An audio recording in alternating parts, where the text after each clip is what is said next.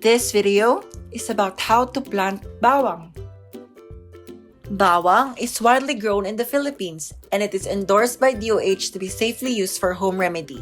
It is specifically known to decrease cholesterol and blood sugar.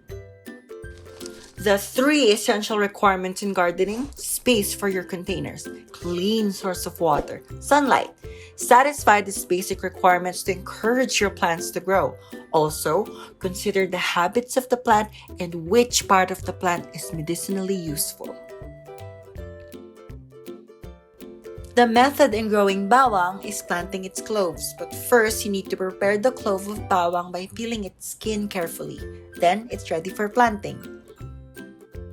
Prepare your space for a pot with loam soil.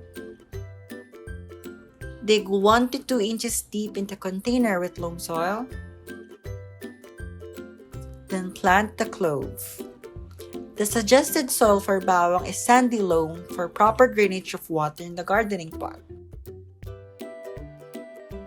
After planting, water it. And remember to regularly water it, especially when exposed in sunlight.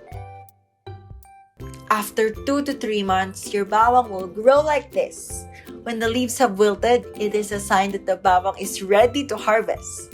Cure harvested bulbs for 10 to 14 days under dry shade to minimize diseases during storage.